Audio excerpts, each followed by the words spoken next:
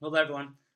We meet again very quickly, but this time we're going to be speaking on Shavuot. It's coming up on Motzei Shabbat, Saturday night, Sunday, and maybe even Monday for many of us.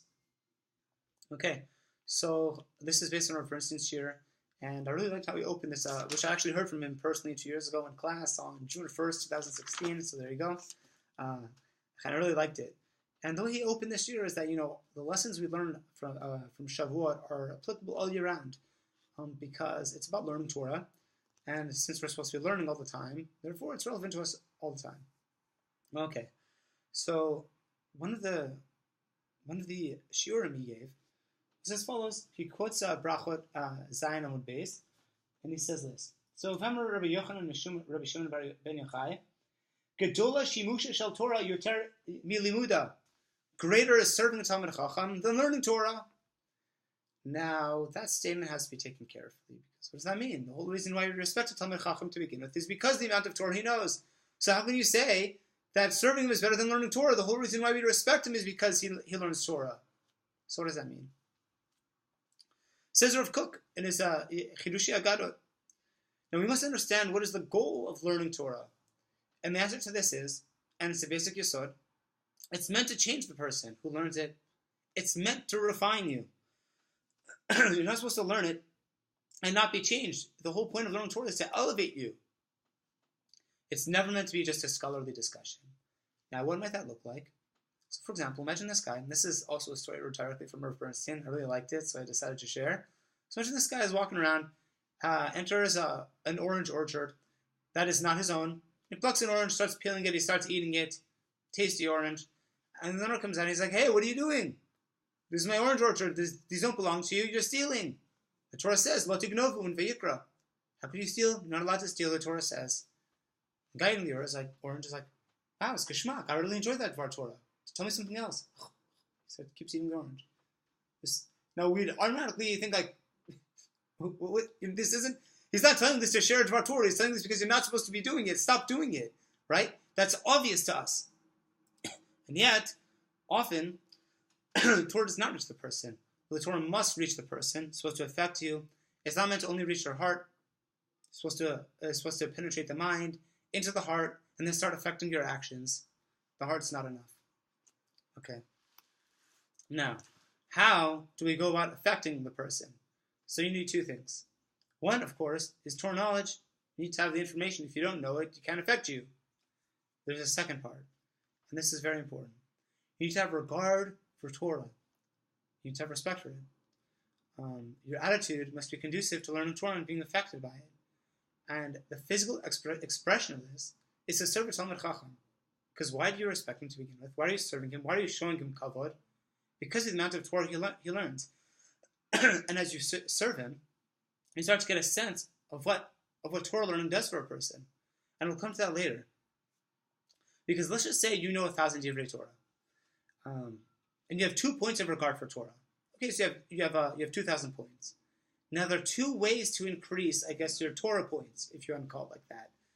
You can either learn more divrei Torah, which is always a good thing. So you learn 50 points more of divrei Torah. So times 2, you have 100 more points of Torah points. Okay? What happens if instead of having 2 points of regard for Torah, you have 3 points of regard for Torah? Now you've just slept to 1,000 extra points. Just because of that one extra little piece of regard for Torah. And we see that this helps to explain why Matan Torah is described in the way in which it's described. I mean, look at this. So Parshat Yitro is where we find this. It's in Chumash Shmot. We saw this, I guess, probably a couple months ago, maybe 3 months ago. So it starts with Yitro, right? And then we get into chapter 19, which is the 4th Aliyah. And now we start talking about preparing for Mount Sinai. Jewish people are supposed to wash their clothes, supposed to wash themselves, they have to get ready, prepare themselves. And then we see on the 3rd day, right, when you're supposed to accepting the Torah. On the 3rd day when it was morning, this is, chapter 19, verse 16. On the 3rd day it was morning. There was thunder and lightning and a heavy cloud on the mountain, and the sound of the shofar was very powerful, and the entire people that was in the camp shuddered. Right? And then skipping a verse, All of Mount Sinai was smoking because Hashem had descended upon it in the fire. Its smoke ascended like the smoke of the furnace, and the entire mountain shuddered exceedingly. The sound of the shofar grew continually much stronger. Now we have all of this description leading up to Matan Torah. Now it's because Matan Torah does not begin when we start to say, so Anochi Hashem, right? That's the information. And that too is important, but that's to point one. The second point is regard for Torah. So we see that this lead up to Matan Torah is actually also part of Matan Torah. That is a critical part. And how do we see this? It's because the Torah never wouldn't have been given any other way. Because you need to have not only the information, but you need to have this awesome event of just, imagine what it was like to, if you live in the Midwest, in say St. Louis, there have been sometimes thunderclaps so strong. I was actually learning with my chavruta in the morning once, when the thunder clapped so loudly that everyone in the entire basement just jumped out of their seat. It was just automatic because it was scary. And I grew up in Montreal. In Montreal, you get thunder and it's kind of interesting, but there's actually an expression in the Gemara I've heard from Rabbi Tatz that says that thunder smooths out the wrinkles in a person's heart because it scares you. Now, you can be in the safety of our homes, it's not so scary. But come to the Midwest, and imagine if you're camping out in an open field and you hear a thunderclap like that, rest assured, it's going to smooth out the creases in your heart. So we see this whole lead up to Matan Torah is part of Matan Torah. It's not just, here's the introduction, now we get to the main thing. That's also the meat. Now, we see this amazingly in one of the 6 Zichronot. So one of the 6 Zichronot, we have 6 things we're supposed to remember. One of them is Matan Torah.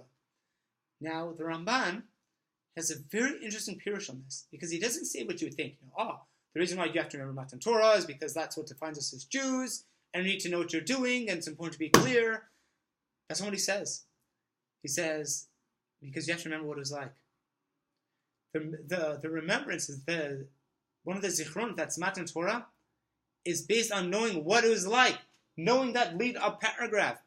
I talked about the thunder and the lightning and the shofar and the clouds and the fire and the smoke.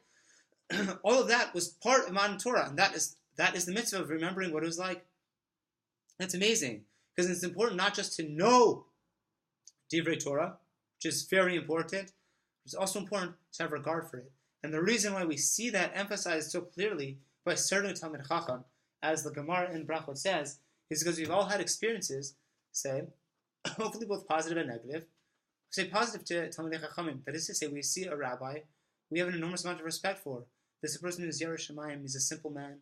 He doesn't pretend to be more than he is. When he doesn't know something, he admits that he doesn't know it. So you trust him when he says something that he does know, that he actually knows it.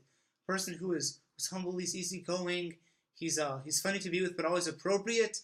He doesn't have any negative or everyone has negative character traits, but he doesn't show. He's someone who you have an enormous amount of respect for, and because you have respect for the rabbi, what does that automatically do? Well, if that's the kind of rabbi who's formed by the Torah, then that's the kind of Torah I have respect for. And you see, your regard for Torah goes up. On the other hand, if you have, and unfortunately, this also happens, if you have those rabbis who you do not have any respect for, who seem to have very little regard for the Torah, that is to say, they speak real nice. They have nice divrei Torah. Hopefully they have even that. But they have nice divrei Torah, but then they go and they're not honest in business. They're not so kind to people. They sidle up to the rich people and ignore the commoners, or whatever it is that you don't like. That's going to lower you. That's going to lessen your regard for Torah, because you're like, well, look, you might be learning more Torah, by the way, even from this guy or elsewhere. But you think of the Torah and you're like, okay, these are really nice messages, but look at the kinds of people who follow the Torah. These things don't match. So even as you increase your points of Torah information, your regard for Torah goes down. And because your regard for Torah goes down, then all of your points go down with it. And that, of course, is not good. So you see, two things are important: Torah information and regard for Torah. And that is something that you see clearly through Shavuot and what it was like. That's the parasha we're going to be learning or reading on Sunday morning, depending on when you're up.